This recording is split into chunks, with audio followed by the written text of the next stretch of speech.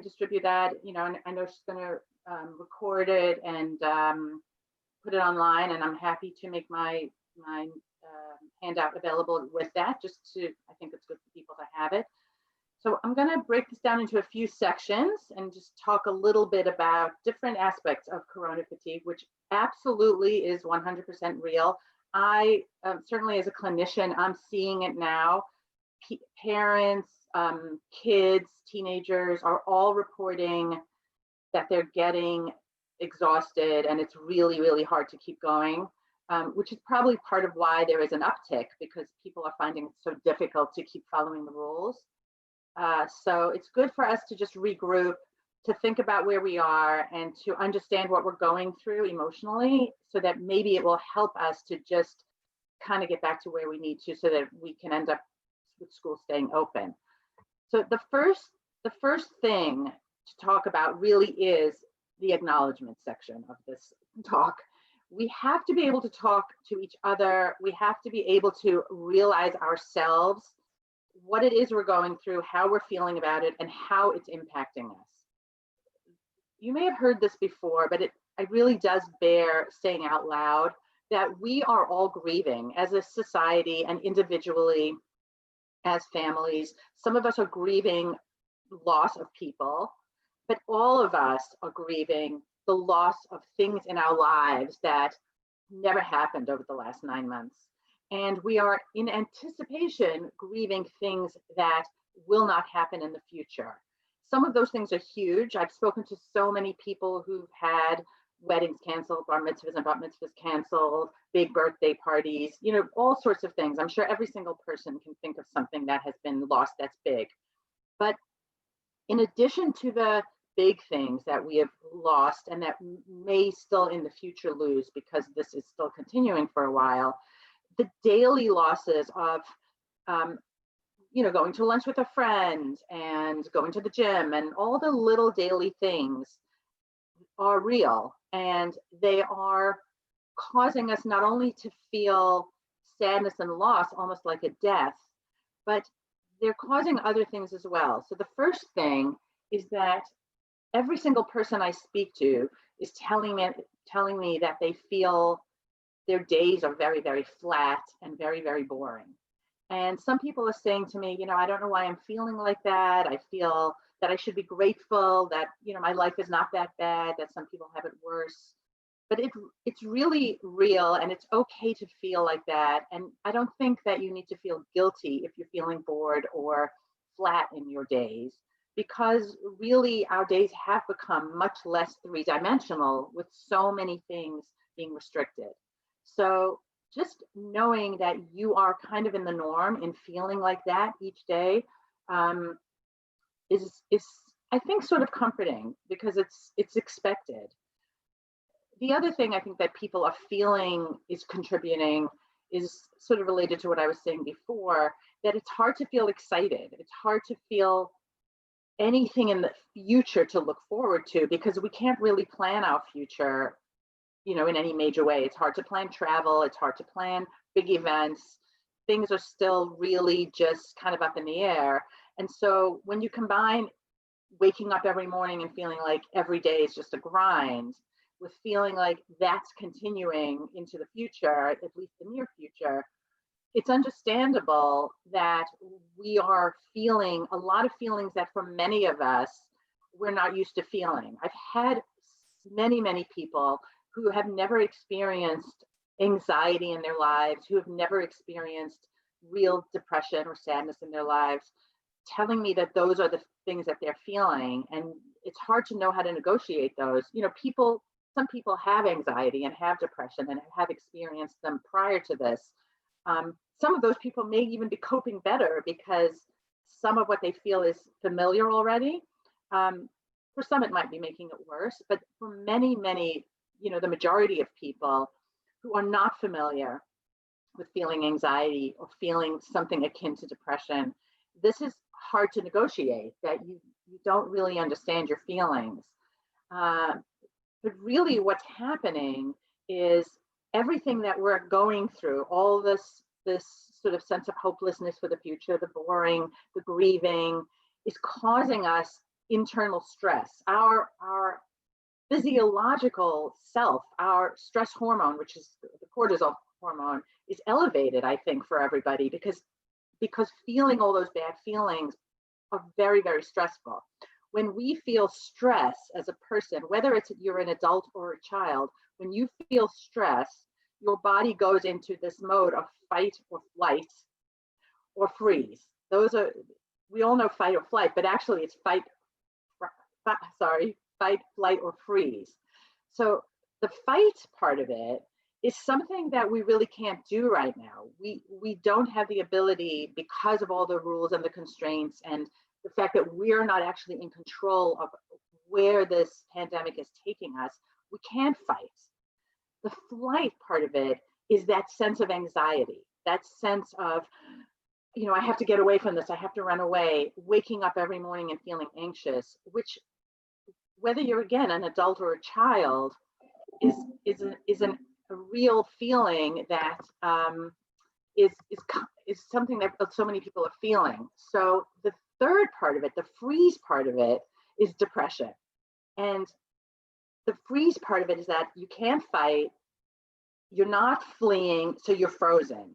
And that sense that you may never have had before, of feeling sad, of feeling down, of feeling fatigue, physical fatigue, unmotivated to do anything, possibly crying. Again, think about it for yourself and think about how you're seeing your kids.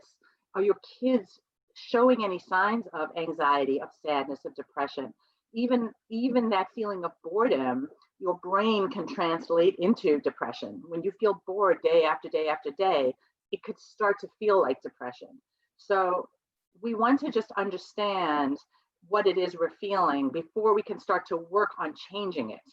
And one of the things that I've noticed, sort of as an aside, but I think it's just important to kind of put it into this category, is I've noticed an uptick in adults of alcohol use, which I think is a way of trying to combat all these feelings that I'm talking about, the stress feelings, the anxiety, the sad feelings. Again, people are telling me they're drinking more, and I'm sure there are a lot of memes. I've seen tons and tons of, you know, hilarious memes about drinking, but actually I'm seeing people reporting to me that they're drinking more than they themselves are comfortable with. They're seeing it in their partners, and it's a way of coping, which obviously we all know is not necessarily the best way of coping. Other things people are telling me is that they're much more angry all the time. They're snapping at people more often. They're with their kids, with their, you know, their partners, with their friends, that they have a very short fuse. They're constantly on their own last nerve. They feel like they can't kind of get ahead of all of it. So we want to just stop for a minute and recognize, if we're feeling all these things, that we don't want to just ignore it and keep on being in that cycle.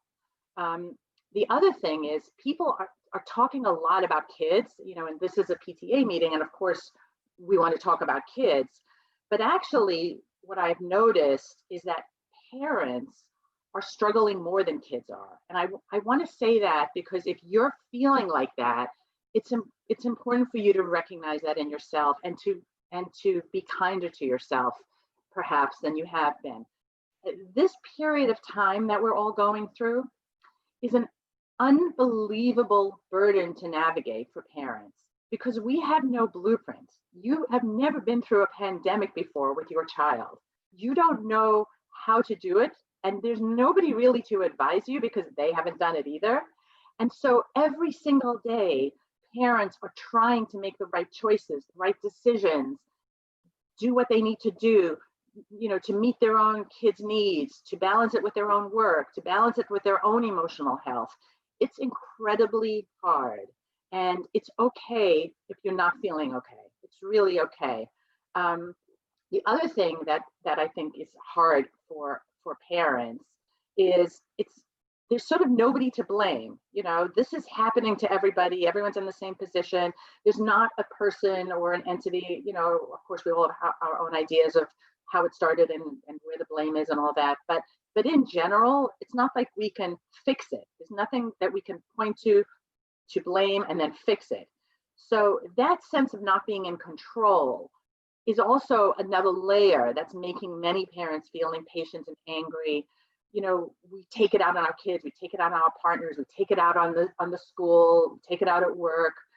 But really, there's no one cause of any of this that we ourselves can fairly blame. And we need to understand that all those feelings, particularly the angry, frustrated ones, have to be contained. And we have to understand that even when we're turning them inward and they're turning into bad feelings inside ourselves, it's better to try and recognize that these are very complicated times, very complicated feelings, and to kind of face our emotions head on and understand them, and then also help our children to do the same thing.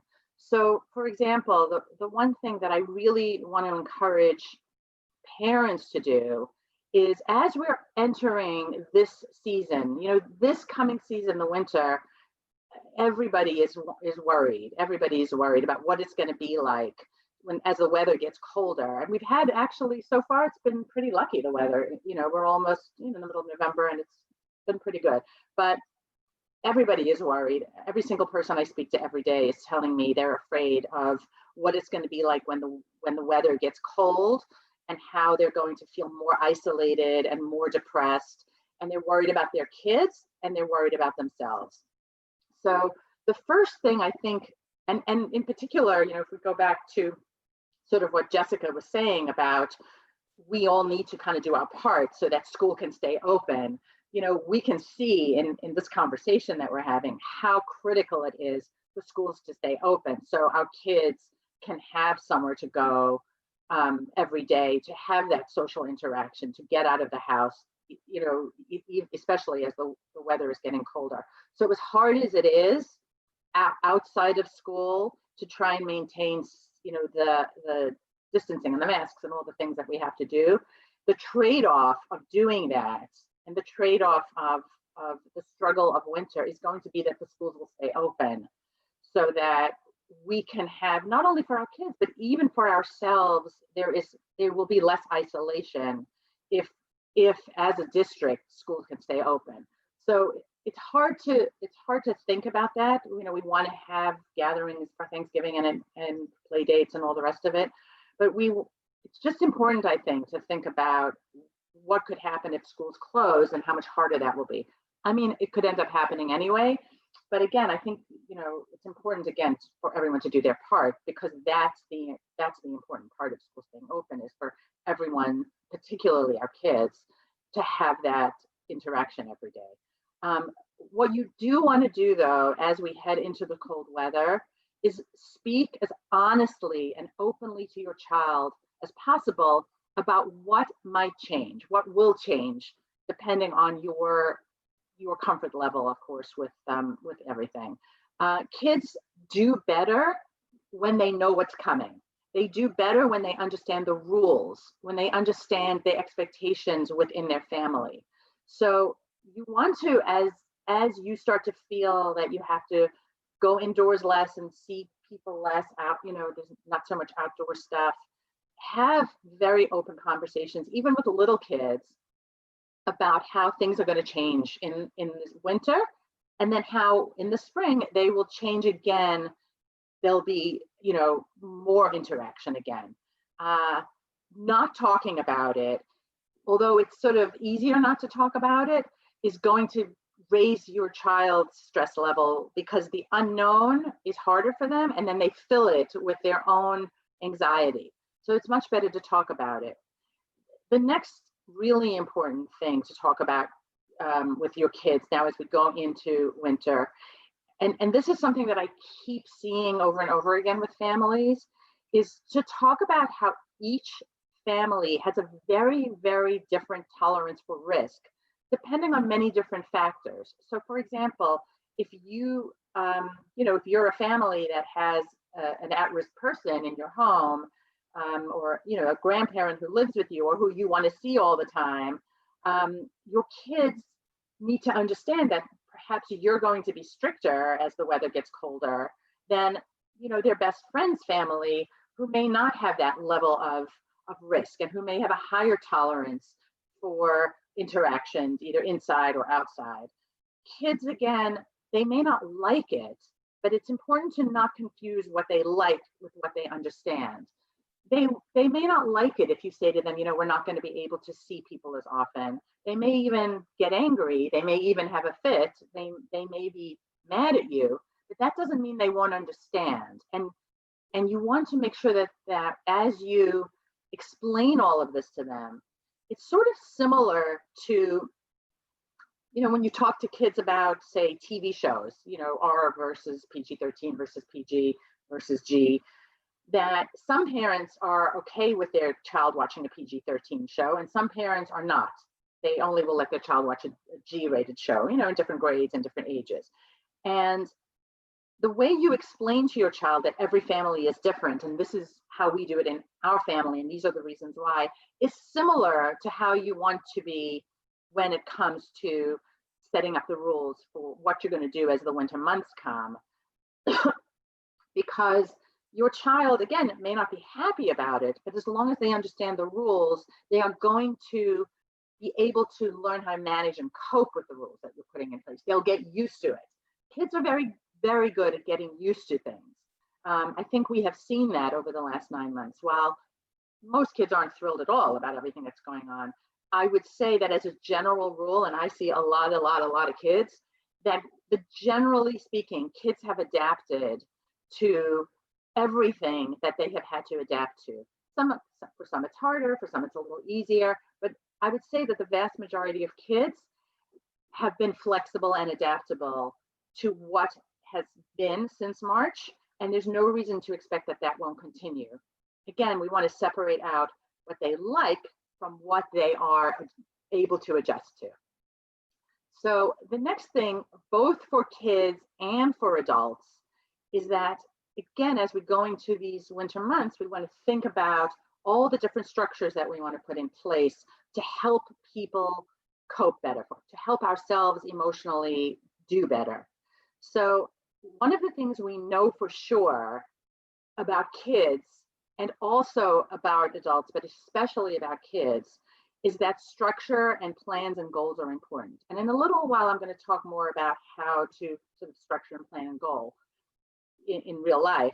But in this, while we're talking right now, just sort of about your feelings, we can set up plans and goals for ourselves emotionally, and even for our kids, to work on over the winter months that will help us feel better about how these months are going, and to feel like they're not being wasted. So for example, you could decide that between December and March, you're going to work on eating more healthily, or you're going to work on exercising more often, or you're going to work on being more patient as a parent, or you're going to help your child work on getting more organized, with their schoolwork.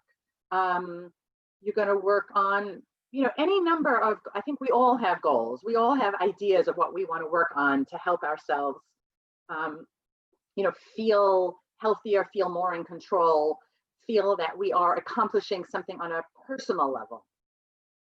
For me, the goal over the last several months, in which I will continue into this winter, has been to exercise more often, much more often. And it has been very helpful to me, even on the days where I don't want to do it, to say, this is an important part of my emotional health to get through all these long days and long weeks and months, because it's something that I know I'm doing for myself, so that when I look back on this time period, I'll feel like I have achieved something for my own personal emotional health, which has been to exercise, which is not only good for me physically, but it's good, obviously, for your mental state to work out. So, and everyone picks a different thing, right? But I think it's great to pick something that you could start now that doesn't necessarily involve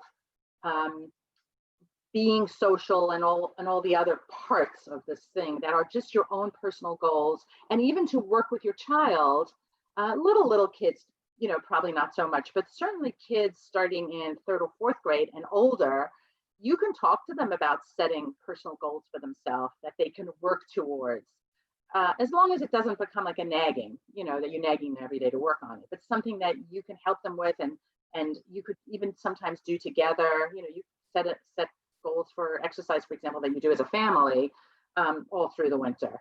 So I think setting self-growth goals is gratifying, of course, but also important as a part of what you set up to get through the next few winter months. The other thing to do, I think, during this kind of period that we're looking towards, this bleaker period that we're looking towards, is to try and look through a slightly different lens in terms of what constitutes fun. One of the things I keep hearing from people over and over again is that there's nothing fun. It's like sort of what we were talking about before, that it's boring and that the days are all the same. But I think we do, for the short run, certainly not forever, but for the short run, have to redefine what fun is and what fun means. And it's important the way we speak to our kids also, so that their expectation of what fun is different.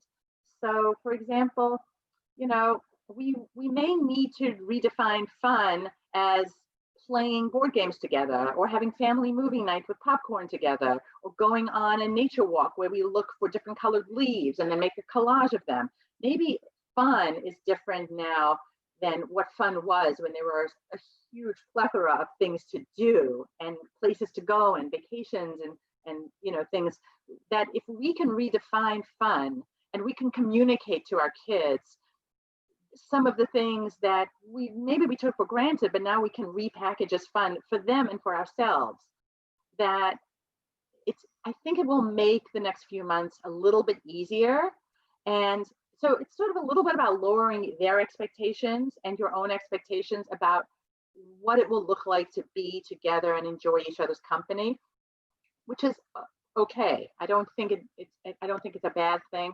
And in some ways, it'll teach us all to appreciate the moment that we're living in, to appreciate that there are things we can do that we didn't even realize could be gratifying and fun, because we never looked at them that way. So it's maybe just being a little bit more present and thinking about maybe, baking with your kids, or, you can make long lists of things, I think, that you didn't think of as fun, but which now you can. The other thing, of course, from an emotional perspective, we all know, and we've been hearing about it now since March, how important connection is with other people, how vitally important connection is. And it is of course, connection is important, but it is true that connection of any kind is more important than physically being with other people. So the idea that you want to really be vigilant about phone calls and FaceTimes and, talking to people, I think is critical. I think, I was never a person before this pandemic where I would FaceTime my friends. I would always just call them on the phone and make a plan and then see them.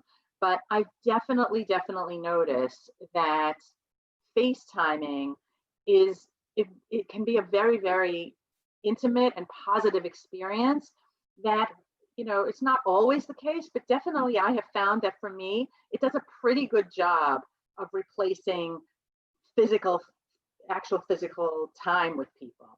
And so it could be sort of easy to forget about that and to not bother with it. But I think that in this, as we go into the winter, to be conscious of the emotional value of connection when it is not necessarily possible to have the physical, actual in-person contact, not to undervalue the importance of that. So the next part of this is the more practical part. And, let's just talk about some of the practical things to keep us going through the next few months, so March, April. It is absolutely critical, as I was alluding to before, to create structure and plans. And you have to do it in two parts. You need to have a structure for every single day, which of course is partly dictated by school, but also for yourself.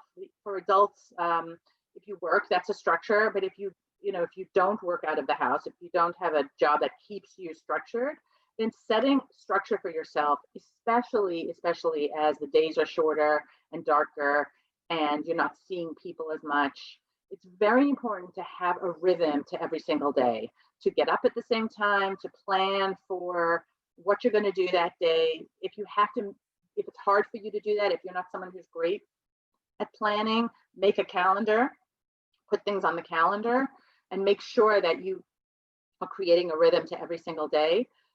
Even if it feels boring, which it probably will, it'll still help you to get out of a rut of feeling that kind of depressed boredom if you feel like you have a purpose every single day. And then you have to make a plan for the week, not only for yourself, but also for your kids, which includes the obvious school stuff. But because there aren't so many, after school activities and play dates, you want to put in some of these things that we're talking about, the things you're doing at home, family times, all the activities, put them onto the calendar so that your kids can see them and feel like they have a little bit to look forward to. I would say don't plan for longer than a week at a time, because things are changing so much. I think if you try and plan for longer than a week at a time, and then you end up having to cancel, that's going to be frustrating for you and for your kids, unless you're planning a vacation that that you're taking, something that obviously you have to plan. But just for a daily perspective, from a psychological point of view, planning for a week is enough to give you, like the next weekend to look forward to, whether it's for your kids, whether it's a date night with your partner, whatever it is, and then to structure the days. And I would say that you should engage your kids in planning some of these things. So, for example, maybe you plan special meals like theme nights and ask your kids, do you want to have a theme meal, and let's put it on the calendar for Friday night. We're going to go for a walk. What do you want? What do you want to do on the walk? Do you want to collect leaves? Do you want to, look at rocks? Like, engage your kids in planning, safe gatherings with friends. Engage your kids though in the process for at least some of it, so that they feel like they're a part of it and they feel like they have things that they can look forward to. The other thing, which again, I was talking to you about myself before, physical activity through the winter months. And I know this is something that has been said, but again, it's really important. There is a very strong connection between depression and not having physical activity, a very strong scientific connection. So that if you want to ward off some of maybe what you've been feeling already, and maybe what is you're worrying might be to come, it is really critically important to build in, for yourself in particular. I think kids get some physical activity in school, but at least for the adults, I would say, if you want to really think about a structure, you should think about working out 4 times a week for 30 minutes where you're sweating. I think that's a good rule of thumb. Sweating for 30 minutes 4 times a week is a good amount. If you want to do more than that, by all means, do more. But that's a good amount of time, very practically speaking, to see a decrease in sad or depressed feelings. If you do it consistently, you won't feel an immediate, I worked out today, I feel less depressed today. But over a few weeks, if you keep on doing that consistently and you do it all through the winter, it will definitely help you feel less sad, less depressed, and maybe less anxious also. So I think that that's an important part of it. And then, of course, on a very, very practical level, I think, and people just don't think about this, make sure you have enough really, decent winter clothes so that you can go outside and do some of these things that we're talking about, that keep them right by the front door, the gloves and the hats and the winter boots and all that, all the coats. Just keep them very, don't have to go searching for gloves, because that's stressful. So like, now is a good time before it gets really bitterly cold to collect everyone's winter stuff together, make sure everyone has what they need, so that if you want to go out for a quick 15-minute walk, everything's right there and you can just go. Especially if you have a whole bunch of kids, it's easier if everyone's stuff is right there. So let's shift for a second now, because I want to just talk about screen time. One of the most common questions I've been getting lately is how much screen time kids should be watching. It's obviously very, very complicated now, because kids need screens for school. So, and then we as parents are relying on the screens to keep our kids occupied because there are so many fewer activities than there ever were. I think it's helpful to divide the screens into 3 sections. So the first is school and homework. That section of screen time, I think, it is what it is. There's nothing we can do to change it. There's nothing we could do to shift how much time they're spending. That's just what it is. The second 2 groups of screen time are social, that's one, and fun, which is gaming and YouTube and the stuff that's not interactive with other kids. Although, of course, gaming is often social and interactive, but I would like to keep that in a different category, in the fun category, rather than the social, which is kids who are actually sitting and talking to each other on video chat or WhatsApp or talking on the phone. I think that the gaming category, because parents often say, well, it is social, I think it's a really slippery slope, and primarily they're gaming, and there are kids whose whole, and these are really mostly older kids, middle school and high school kids, whose whole social life is around gaming. So that's it a little different. But in elementary school, kids who are gaming, playing social games, are not really being social. And so I would say that as a general rule, during the school week, I would say no more than one, and maybe this is even a lot for elementary school kids, but let's just say no more than 1 hour of social screen time and no more than 1 hour of fun, more passive screen time. So no more than 2 hours total of social and gaming, but no more than 1 of each. Weekends obviously can be more flexible, but still, I think it's important, as much as it is easy for us to really just let our kids be on screen so much more. We need to work on trying not to do that, because for a couple of reasons. First of all, it's just not great for them to have so much screen time, especially if they are going to school. Maybe we would change this conversation a little bit if school goes completely online. But since they are still going to school and getting that social interaction, they don't need so much screen interaction. And this will end, all of this, hopefully, hoping by this next summer, let's say this ends, it's going to be very, very difficult to rein kids back in again and take the screens away if we have lost all control over the screens.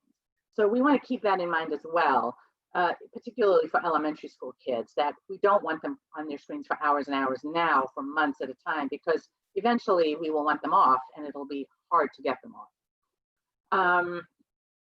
So I think, just to shift a little bit now to a more positive way of looking at this is, of course, a very, very difficult time, but it does present us, parents, teachers, all of us, with an opportunity to teach kids some lessons, and, ourselves as well to some degree. So the first lesson, I think, is that it's incredibly important for us to teach our kids to respect other people's perspectives, even if we disagree with them. We, like I was saying before, we may be handling the social distancing in one way, and our friend may be handling it in a different way. One parent is handling screen time in one way and another in another way. We have to teach our kids, because it is applicable to every single part of their lives, that everyone has a different perspective, a different way of managing things. And although we do it our way and they do it their way, we have to respect each other and find ways to meet each other where we are. So that's one important lesson, which I'm sure you could see will apply to every single thing in life.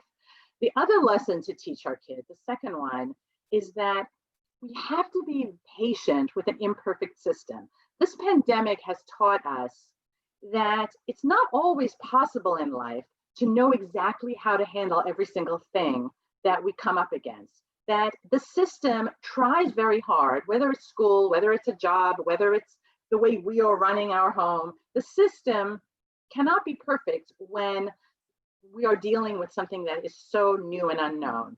And kids will become much, much more adaptable and will develop coping skills if we help them to understand that they don't have to expect perfection, whether it's from us as parents or from their teachers or from how stores are running, with social distancing and masks, that we have to learn, and we ourselves, I think also, I remind myself of this a lot because, imperfect systems are difficult. We have to remember that we have to be gentle with ourselves too on how we are managing and what we are expecting from the world and from all the systems that we're operating in. And so the more we teach that to our kids, the better it will be. And then the last lesson, I think, I know there are many, I'm sure there are many others, but these three I think are important, is that we can teach our kids that life is really unpredictable. And again, this is something that is an important skill to have, to understand that life is unpredictable, clearly generalizable, that we don't always have control. There are times where they may not have control, where we will do our best to have control, and we are trying within what we have to function as highly as we can. But sometimes we have to kind of roll with the punches, and we don't always know what life is going to give us, and it's going to change from day to day. And that's a lesson that we can model and that we can teach our kids so that they become better at adapting. I think that the vast majority of kids, and I think I was saying this in the very beginning before we really started the talk, the vast majority of kids are unlikely to experience very long-term negative social and emotional impacts from the pandemic. Kids in general are highly adaptable and are flexible and are able to adjust. Especially elementary school kids. They really are flexible and adaptable. And after this is over, they will bounce back. But it is important right now to really, for them, but especially for us as adults, I want everyone not to spend the rest of this time period, however long it's going to be, waiting for life to start again. I hear people sometimes saying, when this is all over, I want you to remember that this is your life right now. And even though some of it really is not great, there is still plenty that really is great. And your children still are growing, and you still are, being in life with them and parenting them. And it's important to just do your very best to enjoy every single moment of every part of your life, even the hard parts like now, with the people that you love, with your kids, and to make everyone understand and feel the same way, that we want to look at the positives that we can in each day. And we want to really try and think about, what did we get out of this day that was good, so that we're not just waiting for it to be over. And I don't want us to look back and say, all those months, a year of my life was a blur because I wasn't present in the moments of it. So even though some of these moments aren't good, I want you to feel like you're present in the moments of your life with your children and really making the best of it. So that's it pretty much. I think I'm done. So now I'm going to open it up to questions that anyone has.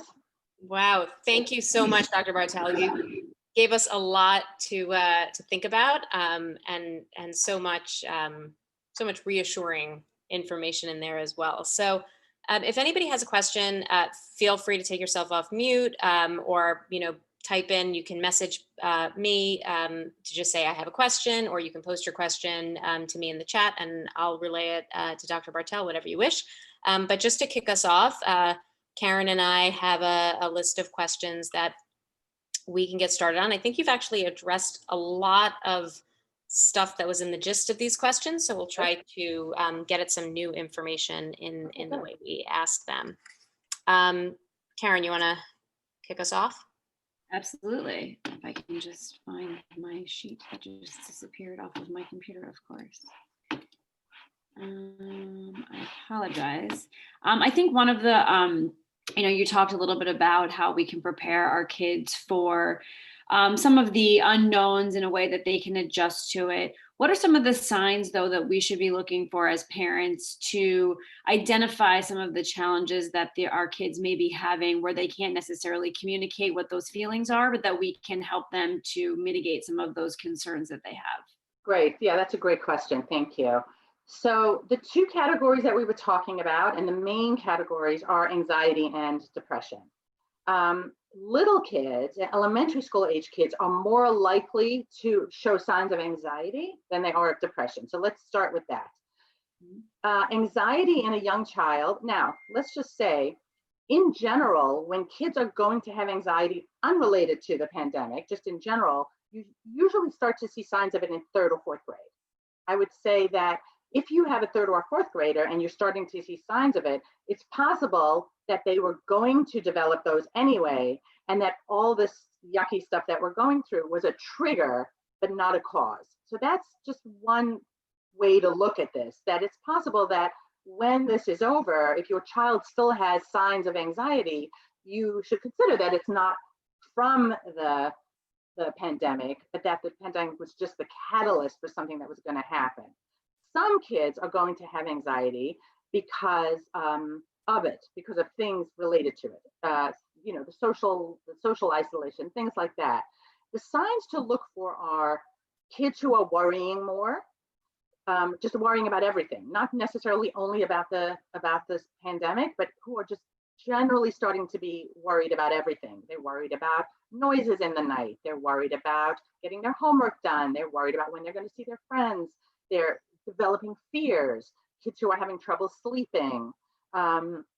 Kids who seem like they're obsessing more about things, who are more clingy, who are having shifts in their eating patterns. Just anything that feels different and unusual, and your child seems to be worrying more, is a sign that they might be struggling with anxiety, either as a result of, or again, because this has just catalyzed it.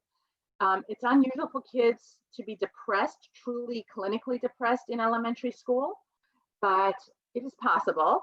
And certainly for a 5th grader or even a 4th grader, it's more possible, because as kids get older, to middle school age and older, they're more likely to get depressed. And even if they're not clinically depressed, it is possible that this situation that we're in is causing kids to feel sad. So what you're looking for then is a kid who is withdrawing, who's crying a lot, who's sad often, who's angry more. In younger children and younger teenagers, depression can look like anger. It can look like a short temper. It can look like outbursts, impatience, being mean to a sibling. All of that could be signs of not eating, retreating to their room and not wanting to be social at all, saying no to time with their friends, coming home from school every day and being exhausted and wanting to take a nap. All of those can be signs in a child of, again, not necessarily clinical depression, but signs that you want to just be concerned about and kind of check into. Maybe speak to your child's teacher or to the school counselor about them and just see how your child is doing in school, if they're seeing any signs that could be a little bit worrisome. But those are the main things I think to be looking for.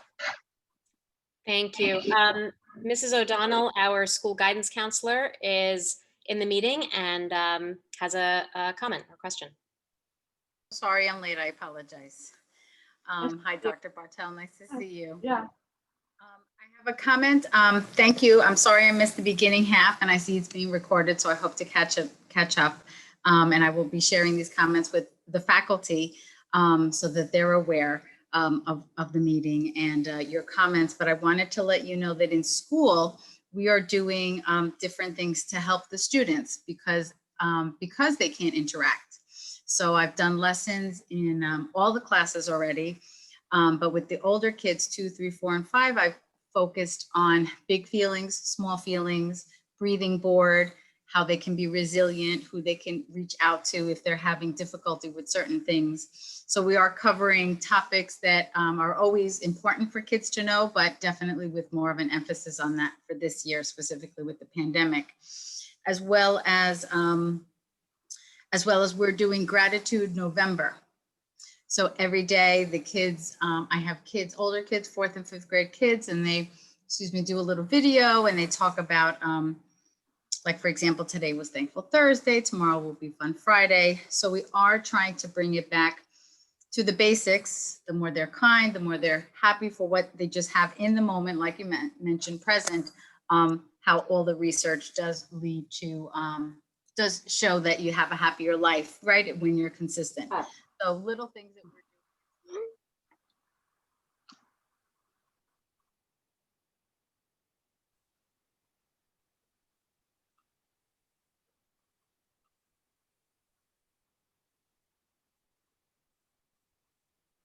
I know teachers are doing a lot with their students as well.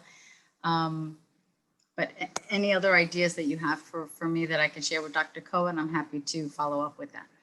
Well, first of all, I love that. I love especially the Gratitude November, because I think that part is so important. The idea of kids really understanding, even though things might not always feel good, that there's always something to be grateful for, something to feel in the moment that you can be appreciative of, and also how to be kind to other people.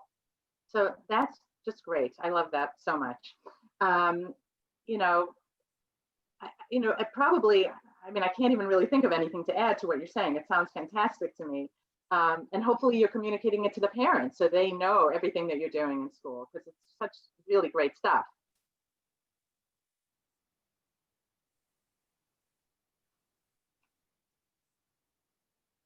I think we keep losing Miss O'Donnell's sound.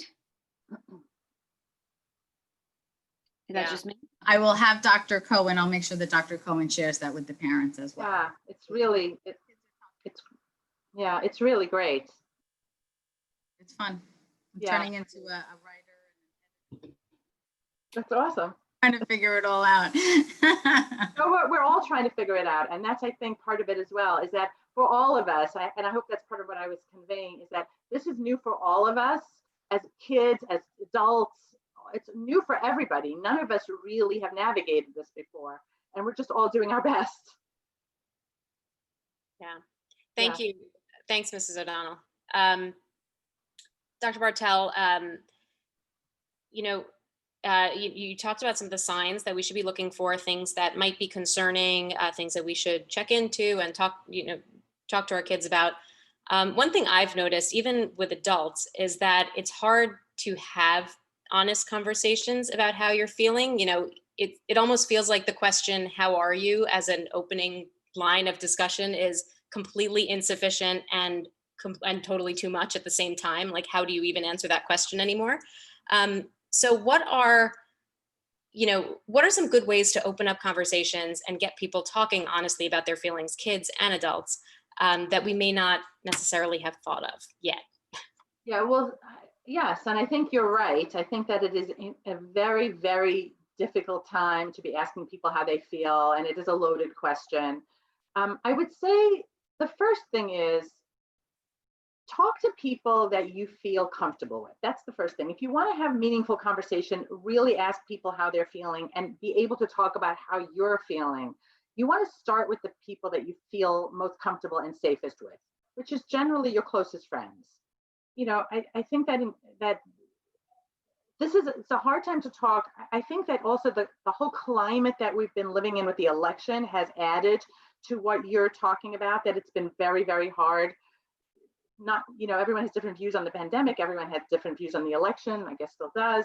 And so I think that there has been this heightened sense of almost fear that we have to try and have intimate conversations with our friends, but it is so necessary, so that you want to be able to pick people, first of all, who you feel closest to and you feel safest with, so that you don't feel isolated, so that you are finding people to talk to, and not necessarily try and have those close, intimate connections with every single person, but to pick, even if it's just one or two people, to pick a couple of people that you feel like you can be most open with, so that you're not feeling alone.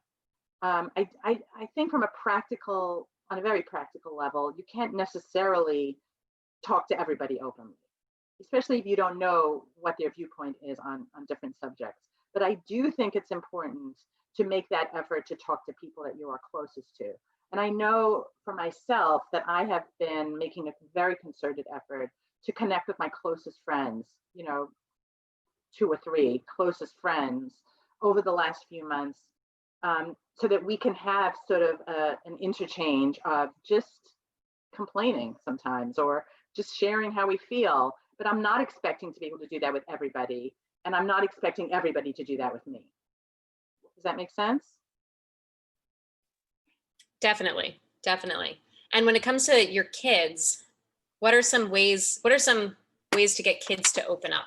Yeah, so the best way to get kids to open up is to be very open-ended and to listen more than you talk. So kids are much more likely to open up. And again, I think this is true at all ages, but especially as they get older. If you ask a question, just listen and don't try and offer any advice. If you don't offer advice, if you just let them talk about how they feel and you don't judge it and you don't try and fix it, they will keep talking. If you ask them a question, about how they're feeling, let's say, and then you try and solve the problem that they're sharing with you, they're going to shut down and they're going to feel like it's too much work for them to keep talking to you. If you just acknowledge their feelings, if you just say, how was school, for example, and they start telling you something bad about their day, and you just say to them, yeah, that sounds really hard. You had a tough day, and just that's all. Don't say, but maybe I'll call your teacher, or what was wrong, or what could you have done differently, or how could you have solved that? Just none of that. If you want them to really open up and just keep talking, it's just about listening without judgment and not trying to fix everything, which is hard as a parent. It's very hard for us. My kids are much older, and I still find it very hard to not try and solve all their problems. But it's hard for kids not to it's hard for them to keep talking if they feel like we have our own agenda. Whereas if we just are going to listen to them and let them share, they're much more likely to open up and keep talking. If we want to know specific things, then ask a specific question, like, who did you sit next to at lunch today? Is a specific question that will get you a very specific answer. What did you learn in math today? But if our goal is to just have them start to talk about their feelings, listening without advising is really, really effective. Great, thank you. So I'm going to flash forward a little bit. You talked a little bit about how some of the signs of kids are, either clingy or they're, starting to feel anxiety and all these different things. And I'm going to add screen time to that, right? So how do we look towards the future for our kids in starting to sort of separate some of those things in the hopes that, things do start going back to normal at some point? Do we need to start setting the foundations for some of those things now, for especially the younger kids, maybe the kindergartners or first graders who maybe had a harder time transitioning into some of this because in the spring they were so, they weren't able to go anywhere. Now we're sending them out, potentially bringing them home, and then potentially sending them out again. Are there things that we can start to set the foundations for them? Just to start thinking about how we will eventually approach what will be a new world for them, come, hopefully, spring and summer. Right. Yeah, hopefully. So the main thing to remember is what I said before, which is that kids are extremely flexible. The younger they are, the more flexible they are. So even though it sort of was one way in the spring, and it's another way in the summer, and then another way in the fall, and hopefully another way in the spring, kids in general are going to be able to make those adjustments. So we don't have to get super anxious about that. So that's the first thing. But what I would say is that we don't have control over what it's going to look like. We don't know what the spring will look like. We don't know what the summer will look like. What we have control over is our own homes. So what we can do in terms of the things that remain the same is we can control what we do at home. We can control a schedule for screen time. We can control when bedtime is, what bedtime schedules look like.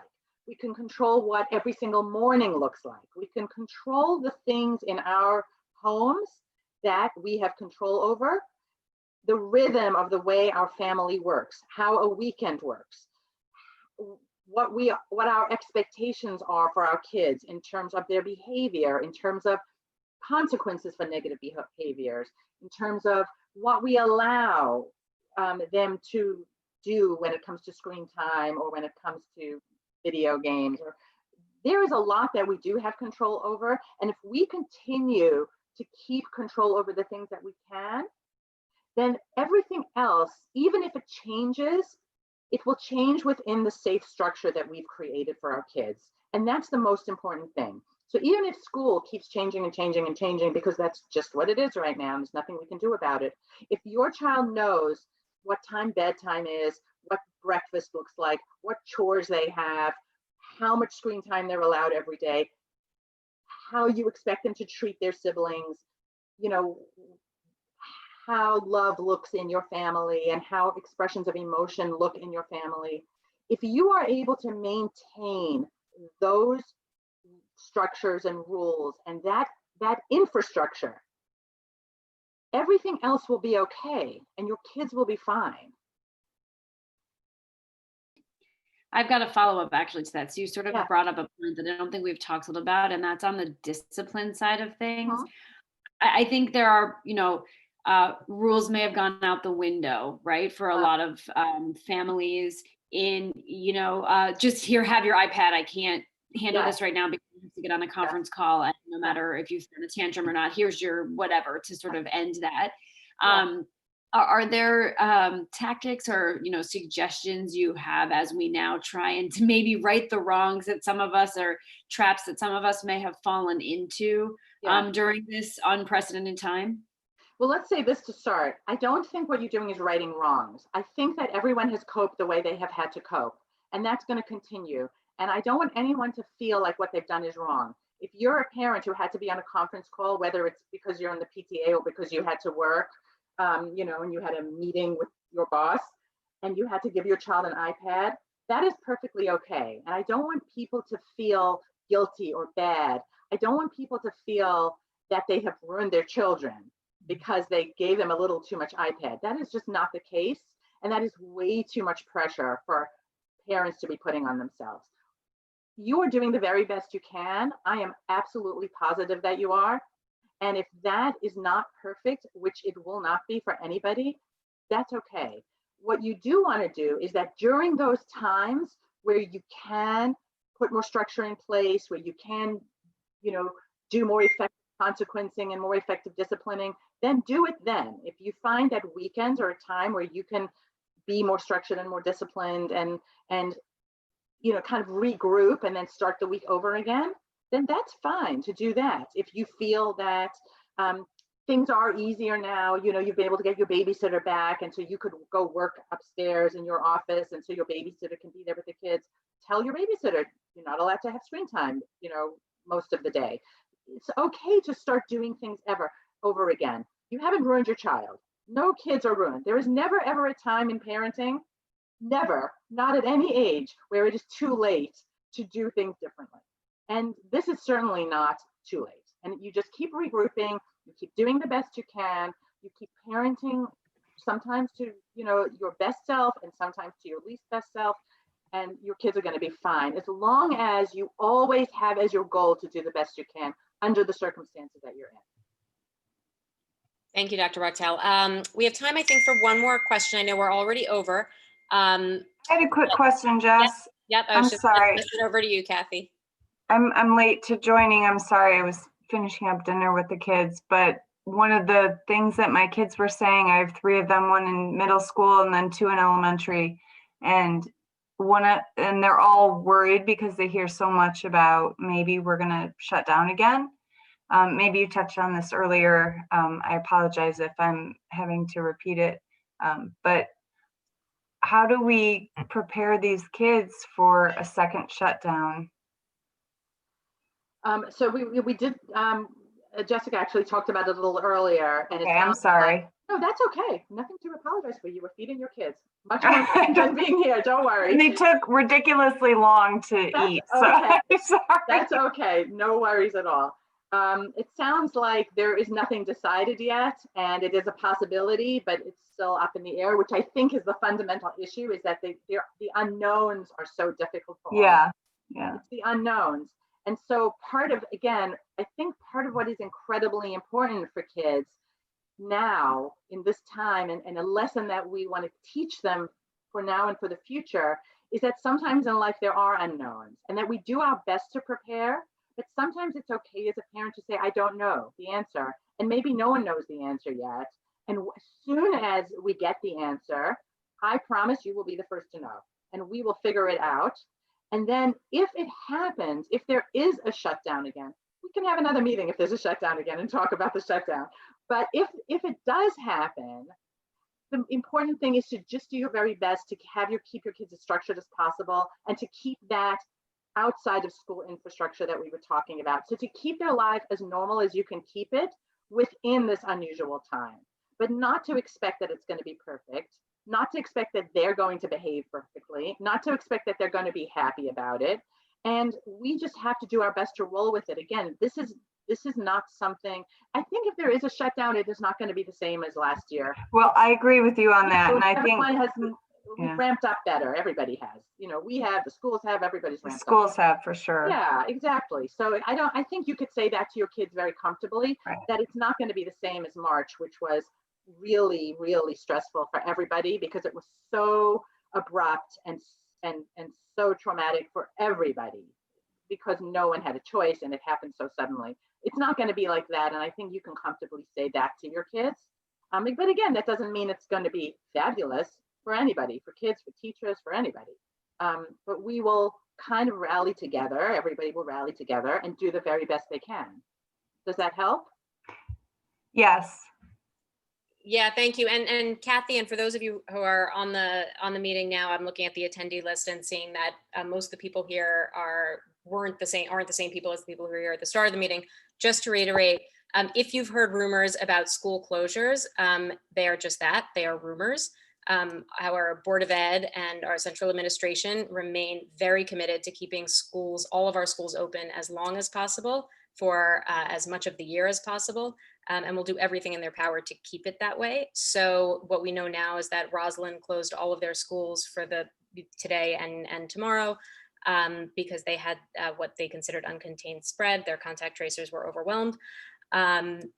Nassau BOCES has announced a closure for the week after Thanksgiving to preemptively contain what they think might be an uptick in cases. Our district has not closed, has not announced any closures, does not intend to announce any closures unless something changes. With that said, that does come with the caveat that Fort Washington, like Great Neck now, is considered a hotspot, and we are dangerously, dangerously close to closure becoming a real possibility. So it is up to all of us as a community to exercise our civic responsibility and comply with all the guidance, wear a mask, and make good choices for our families and for our neighbors. So I will make that PSA until the cows come home. Whenever I am given the opportunity to say wear a mask, I will say wear a mask. I back you up, Jess. What these teachers are doing is heroic, honestly. The teachers, the administrators, the staff, everybody at school, just to have these kids back in school in any way they can at the high school and middle school level, and then for sure for elementary. These kids need school, and teachers are absolutely heroic. Yep. And, we actually led with that at the beginning of the meeting, just to say that we know how hard our teachers and our staff and our administrators are working to keep these schools open. So we need to do our work and help them to continue giving our kids the best education they can within these incredible constraints.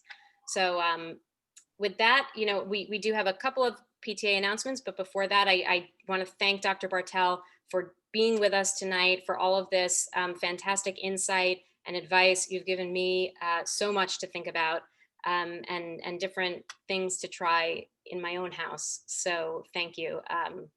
Thank you again for joining us, for helping us pioneer live streaming for the PTA last year and continuing the trend this year. So Good. Thanks again. Great to be with you. I'm happy to come back anytime.